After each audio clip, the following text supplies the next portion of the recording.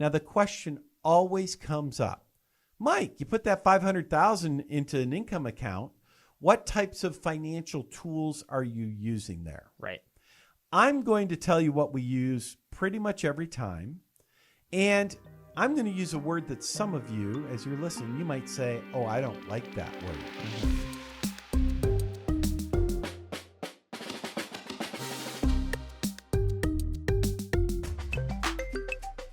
Welcome to Retirement Today. I'm your co-host, Zach Holcomb, and alongside me we have Michael Reese. He's a certified financial planning professional, and he spent the last 25 plus years helping families get into and through retirement. It's Michael Reese. Mike, super pumped about today's show, but before we dive right in, how are you this evening? As always, doing fantastic. You know I'm always good. And I don't think we're even going to talk about our government today and taxes, so that way I won't get all red in the face. He's going to be in a great mood throughout today's show, and I've got a super exciting article that we're going to dive right into right now. Awesome. So this is from Business Insider, and they have a report that they're sharing with us in this article, and it's all about early retirement being the new normal, and they're not saying COVID has affected this. This is the new reality. People are retiring earlier than ever, according to this data that they have. Yeah, I was talking to my 16-year-old daughter on that one. I said, honey, what are you going to do for a living? She goes, I don't know, but I want to be retired by the time I'm like really old, like by the time I'm 40. I love that. Love that for her. All right, so let's dive into this article, Mike. So what Business Insider has done, they have a survey from the Federal Reserve Bank of New York. They surveyed about 1,300 American households, and the average chance adults expect to work beyond the age of 62 is right at 50%, and that's down almost 1.5% from last year, and it's the smallest share since this survey began in 2014. So people are expecting to stop working by 62 more and more each year, it seems. Okay, so what I heard you just say, let me make sure I heard this right. You're saying that the research is now telling, and by the way, Bank of New York, or the Federal Reserve Bank of New York, Yep. That's what I would call a really good source, by the way. In case y'all are wondering out there, where you've got maybe on one end of the scale, National Enquirer, maybe not the greatest source. Right. The Federal Reserve Bank of New York, we can pretty much count on them. Pretty reputable, yeah, to quote from. Yeah. But what they're saying is that half of people surveyed, half of them are basically saying, look, I'm done by 62. Yeah. Half will work longer, half done by then. Yeah, and get this, Americans that say they would work beyond the age of 67, that fell to a record low of 32.9%. Okay, so a third of people think they'll work past 67. Two-thirds, they're done by then. Yeah. People are wanting to retire sooner. Yep. And that means that retirement age of, 62, half of the people want to be done by then. And then by 67, two-thirds want to be done by then. Yep, pretty much. So the question, I guess, is, are they going to be ready? Yeah, like what questions do you need to have answered if you're like, hey, I want to retire early, or I'm done. I'm ready to be done.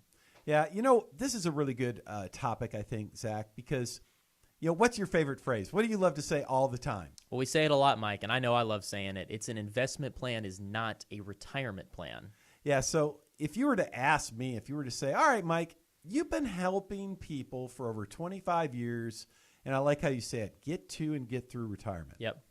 What would you tell these people to look at? What do they need to, plan for, right? And the way I think about it is, here's what I know. I've done this long enough. Here's what I know. I know a lot of these people who are retiring at, say, 62, or even if it's between 62 and 67, I know a lot of them have advisors.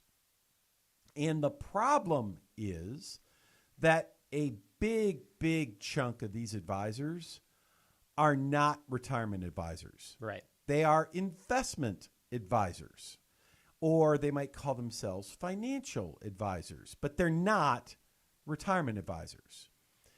And here's what I mean. I had this actually come up about a week or two ago where a couple had come in and they were listening to us on the radio, right? And they said, hey, you guys offered kind of a free review of what we're doing, and they wanted to take advantage of it. They had been working with an investment advisor for the past 15 years, I think it was. And this couple had accumulated a pretty good amount for retirement. they had accumulated about $1.5 million. And like, we think we can retire. We just want a second opinion before we pull the trigger. So they have about $1.5 million saved. And, when we went through the discussion, because, we always want to really dive in and learn about their situation before we can, give really any opinion. Sure. We learned that when all was said and done, they needed to take about $45,000 of income out of these accounts. Okay. So if you think about it, like, okay, $1.5 million, $45,000, what percentage is that? It's like 3%. Yeah, not a whole lot. And so their advisor, I said, well, what does your advisor say about this?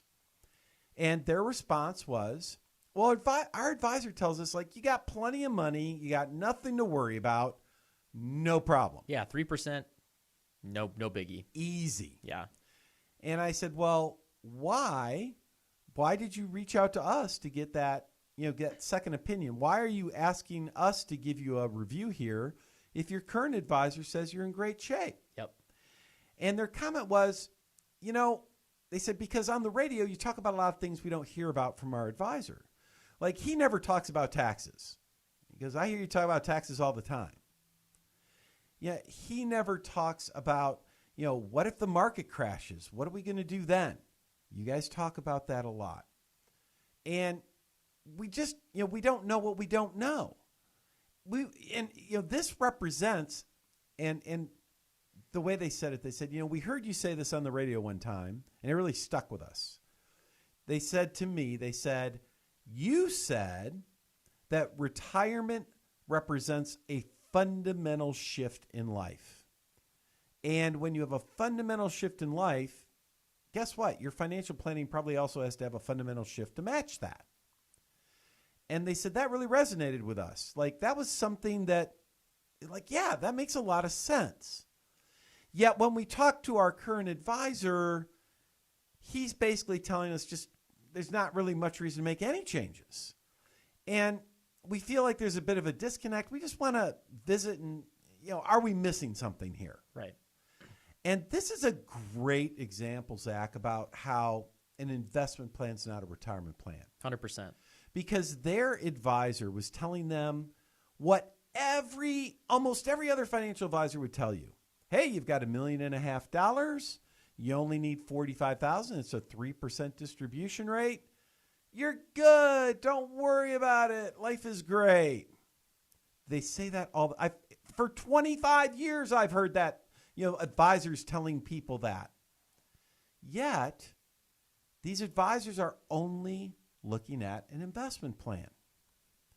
So when it comes to your retirement, I can think of at least 3 other plans that you have to have before you say green light or red light on this retirement idea, right? And those 3 areas, we'll break them down here throughout the show. But here are the 3 areas you need to think about. Number 1, you need an income plan to replace your paycheck. Now, this couple, they have $1.5 million. When we ran the analysis on their portfolio and said, well, how much income is your portfolio generating each year? Was it generating $45,000 of income? Nope. No, it was generating like $20,000 of income. There's a gap there. And I said, well, your portfolio is only generating $20,000. You want 45. Where's the other 25 going to come from? And guess what the advisor would say to that or says to that? I'll just sell some positions. Well, that's great if the market's up. What if the market's down? Right? So we have an income plan that we need to think about putting together. We'll talk more about that, I know, later in the show. Second area that they need to have a plan. Zach, what's my favorite topic? Taxes. What about taxes? Right? Almost all of that $1.5 million they had was in what? What do you think it was in? It's in a 401k. Exactly. 401ks and IRAs and things like that. And I asked him, what is your plan? What does your advisor recommend you do to manage the taxes on this 401k over time? What do you think that answer was? We don't really ever talk about taxes. They never talk about taxes, right? Okay, well, maybe that's something to pay attention to. And then third is risk. When you think about it, there are 2 things out there that you don't control that could really affect your financial security in retirement? Actually, there's three things. One, what if the market doesn't cooperate? Between 2000 and 2009, for 10 years, the market earned nothing. From 1970 to 1979, it earned basically nothing. What if we get another 10-year period like that, where the market earns nothing? How would that affect your retirement plan and your security? Well, my advisor doesn't really talk about that.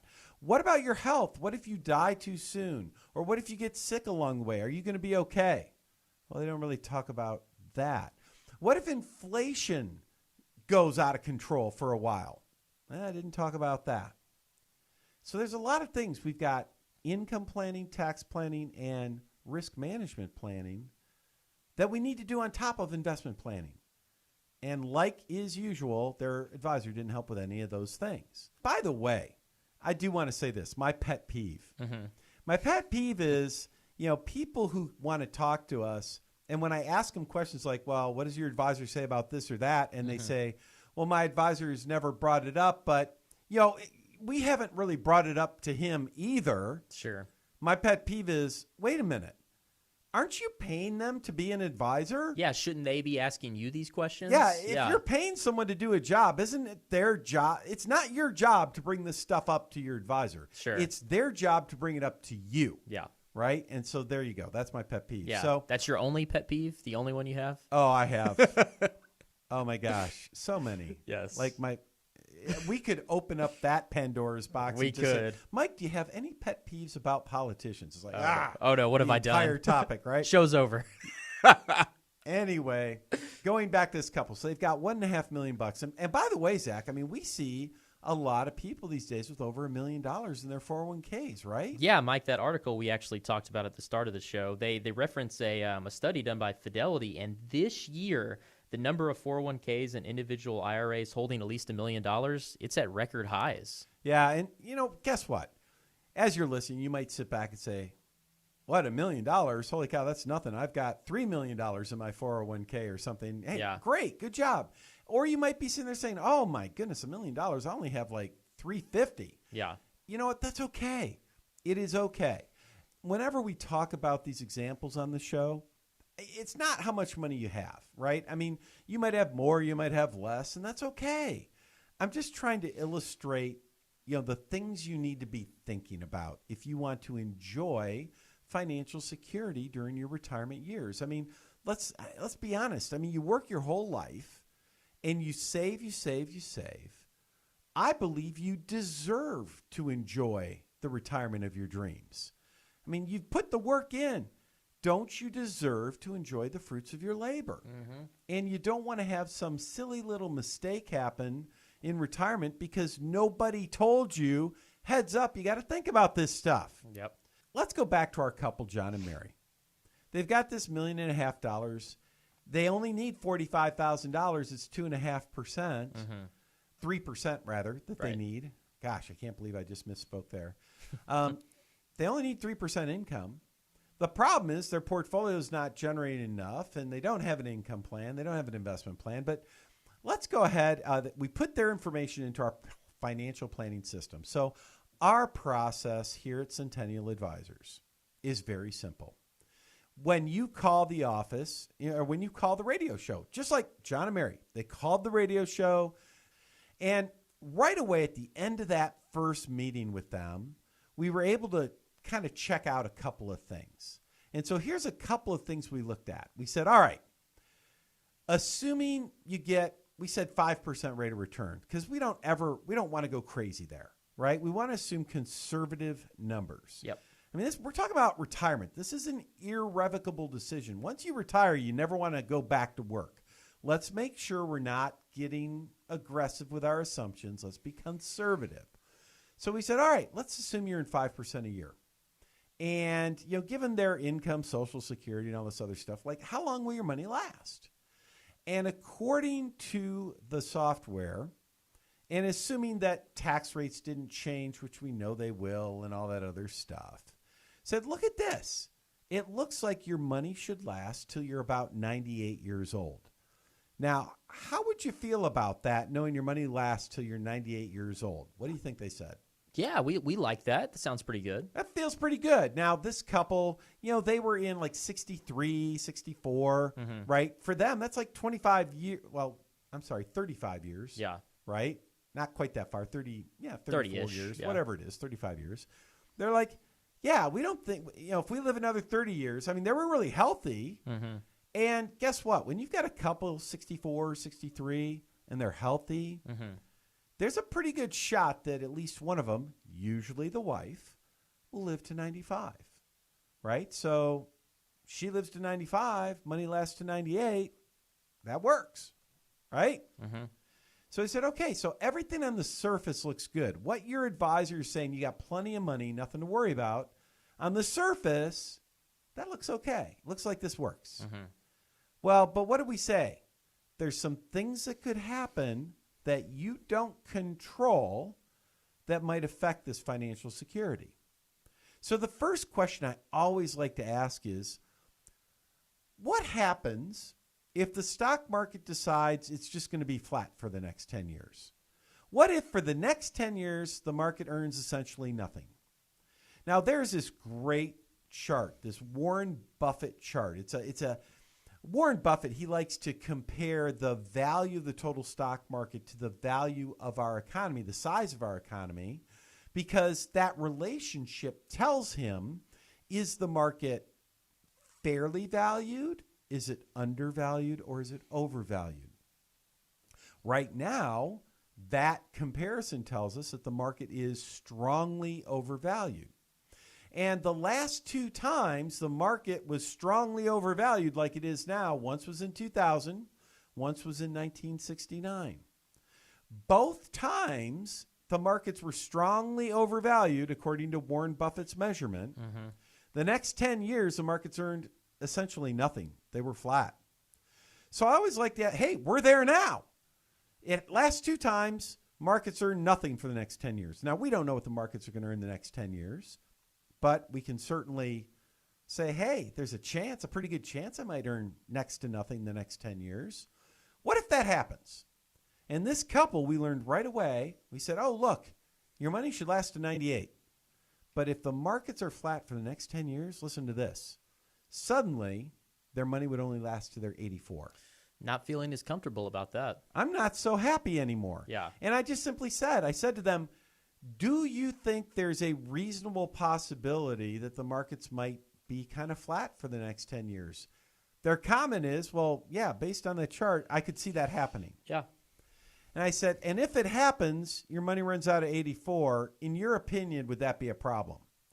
What do you think they said? Yeah, that would be a problem. Yeah. And by the way, they also said, why doesn't our advisor, why hasn't he ever shown us this? Yeah, because all they've heard is, you're good, we're fine, nothing to worry about. Got plenty of money. Yeah, it's like the advisor's almost a little, I don't know, condescending. Right? And that happens sometimes, unfortunately. I said, well, right away, if the market doesn't cooperate, you might be in trouble. We also put in a couple of scenarios. Well, what if like the husband, I never pick on the wife. What if the husband, what if he dies a little earlier than anticipated? Are you going to be okay? What if one of you need some kind of long-term care, whether it's in your home or you have to go somewhere, will you be okay? And in both of those situations, the surviving spouse, in this case, the wife in our example, money's running out in the late 80s. And she's like, well, what if I live to 95? So already we're seeing you have an investment plan, but already you don't have a risk management plan. You don't have a plan to protect yourself against market risk or healthcare risk. And that's a problem. If you want to retire, you got to address that stuff first, right? You got to remember there's kind of three levels of financial advisors, right? The first level, I should take a minute and explain this. The first, and by the way, it's not like their financial advisor is a bad person. They're not. There are three levels. Level one, those are the financial advisors that come from what we call the product providers. So product providers are like Vanguard and Fidelity and Schwab and places like that, TD Ameritrade. They all have advisors that you can hire to work with you. Right. They're very inexpensive. Usually they're a college kid, kid right out of college, just following their little systems, right? And they do a pretty decent job helping you with basic asset allocation. That's what they do. Yeah. Level 2 advisors, those are investment advisors.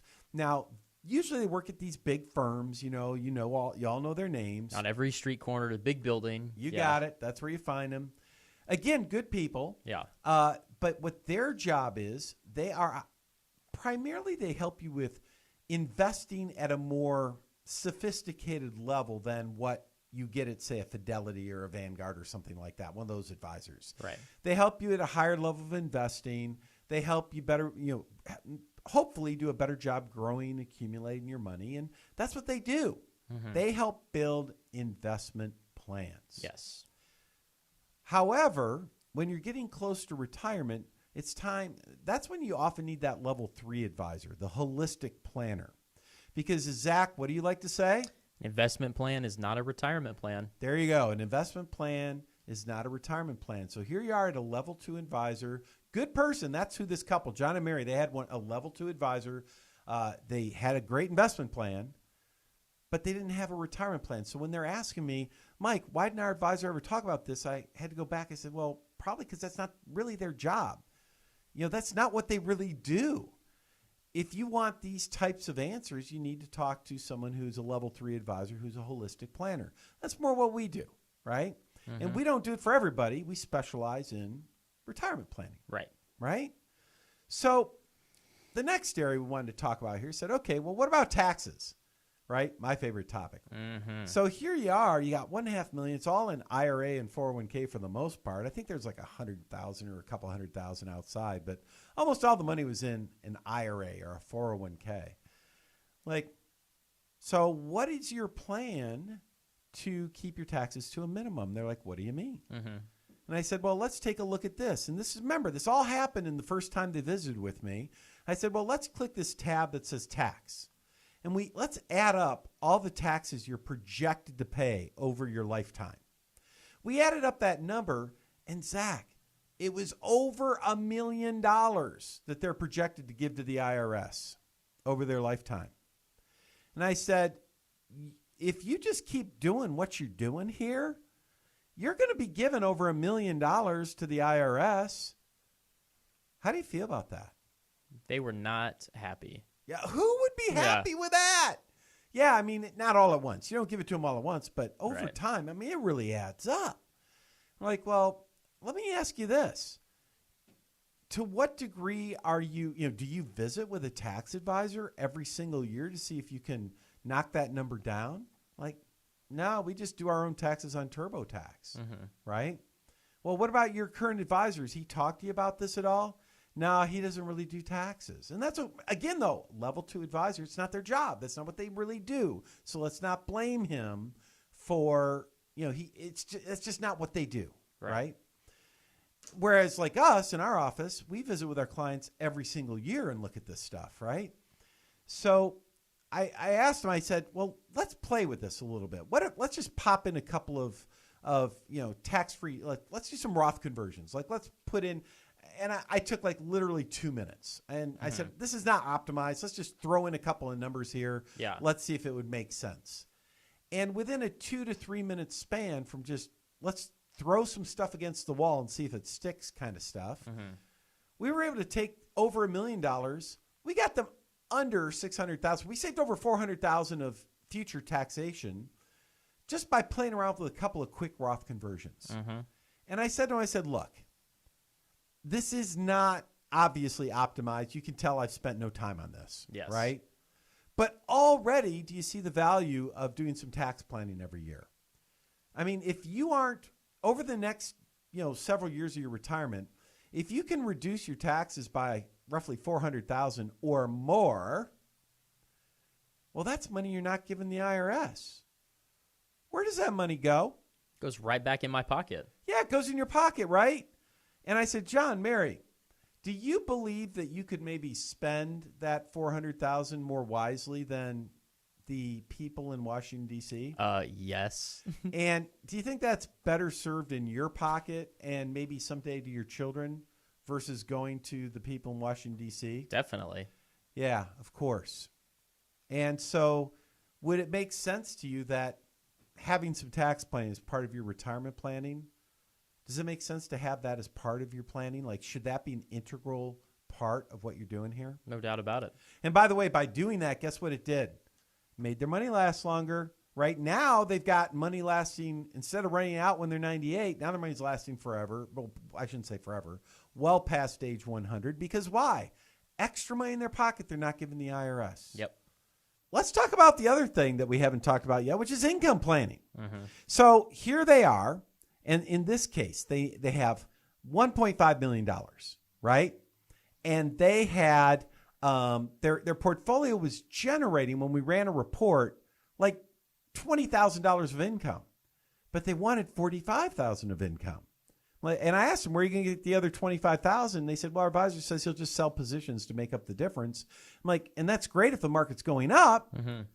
But if the market's going down, that's a problem, right? You don't want to sell when the market's down, because not only did you lose money, but your shares are worth less. So when you're selling those shares, like, you're selling at a loss, and you just start a downward spiral. And I'll tell you this, more people go broke in retirement following that approach than probably anything else. Yep. So I said, all right, let's look at, could we put together an income plan for them? Yep. And so whenever we do income planning, we like to keep it simple. There's no reason to complicate it. There is no reason to complicate it. Income planning in retirement, if you know what you're doing, can be pretty simple and straightforward. And so in their case, all we did, we looked at some different options. And here's the option that they liked. I'll just tell you the one that they liked. I'm not going to sit here and tell you 14 different ways to do it. Sure. And usually I say, look, here's 3 approaches we could take. What feels, what seems to jump out at you? And the option they liked was this. They said, what if you take on this $1.5 million, we need $45,000 a year, right?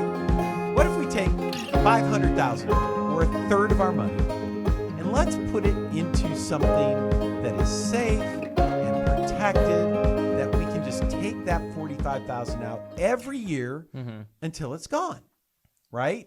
And then the other $1 million, we'll put that more into a growth account, and we'll just let that grow. And so the idea is, imagine this. $500,000 goes into an income-based account. $1 million goes into a growth account. That's simple. And then we said, okay, what are we going to do on the income account? We're going to pull the $45,000 out that they need every year until that income account is gone, till it's down to zero. So we're going to take that $45,000 out until $500,000 goes down to zero. Yeah. And that's going to probably take, 12, 13, 14 years. And during that 12, 13, 14 year period, the $1 million in the growth account, we're going to invest it intelligently with protection against market declines so that it grows to replace it. Yep. This is not difficult to do. Now, the question always comes up. Mike, you put that $500,000 into an income account. What types of financial tools are you using there? Right. I'm going to tell you what we use pretty much every time. And I'm going to use a word that some of you, as you're listening, you might say, oh, I don't like that word. We use indexed annuities. That's what we use almost exclusively. And some people, when they hear the word annuity, they just cringe. Right. And because maybe you've heard bad things. It's like, oh, they're expensive. I saw an ad on Facebook that I should be worried about annuities or scared of annuities, etc. Well, I got to tell you this. I'm a certified financial planning professional. I've absolutely focused on retirement planning for 25 years. We are true fiduciaries, meaning I only care about what's best for the client. And here's what I can tell you. I can tell you, if you aren't using annuities for the income piece of your planning in retirement, you are missing out. That you do not have an optimized portfolio. In fact, you would do better in almost every single case if you used annuities. And the research supports my position, not anybody else's position. Research tells us, there are articles out there from academia that says, and like I know I've got an article here that I saw recently where it said when they did analysis for people in retirement, when they were taking income, that every single time that annuities were included as part of their overall planning. Every time they included annuities in the planning to deliver income, not sometimes, not usually, not every now and then, every single time that annuities were included, they got better results. People's money lasted longer. They had more financial security. Not sometimes, every time. So if you're online and you say, hey, beware of annuities, or, here, all that type of stuff, look, here's a problem. The word annuity is used in about 14 different ways. There are only certain types of annuities that we use, and they work really well. Should you beware of some types of annuities? Yeah, probably. But should you beware of all annuities? No, that's just silly, right? It's like anything else. So that's an area we could probably do a whole show on annuities, but just be aware that if you're using the right types of annuities, they can make your retirement a whole lot more secure. You get more income and your money lasts longer, right? So just make sure you're paying attention to that as one of the options. Keep an open mind and make sure you're talking to a fiduciary and someone who specializes in this area before you make decisions in that area. Caught yourself right there. I know. I almost call myself an expert. You can't do that anymore. All right. Hey, we're getting to the end of the show. John and Mary, their advisor said, you're fine. You're good. Stop worrying. Nothing to worry about. And poor John and Mary, they're listening to the radio show and they're saying, I don't know, Mike, you talk about a lot of stuff that our advisor doesn't talk about. We want a second opinion. By coming in for that second opinion, we were able to identify that, yeah, it looks on the surface like you're good, but there's a lot of things that could happen that could really mess this up. You've got an investment plan. You don't have an income plan. You don't have a tax plan, and you don't have a risk management plan. And we were able to show them, here's how you cover those bases. Here's the best part. They ended up at the end of the day working with us. But the best part of it all was this. When it came down to figuring out what what our fees were, turned out our fees were the same as what they're paying now. And they looked at me like, Mike, you charge us the same thing our advisor charges us. Why wouldn't we work with you? I mean, you do so much more than our advisors do. It's like we're at the stage of life. We need help in all these areas. And you obviously do it. Our advisor doesn't. What are we missing? I'm like, that's the cool part. You're really not missing anything. It's just, this is where we specialize. Yep. And because we specialize in an area, we should be pretty good at it. And we should be pretty cost effective at it. Right? But anyway, it's a free process. Whether they worked with us or not, they would have gotten benefit. You can do the same thing. If you're retired, if you're nearing retirement, why not double check what you're doing? It's free to do it. Our process is free. There's no cost, no obligation. And I like to say it's a no-brainer, right?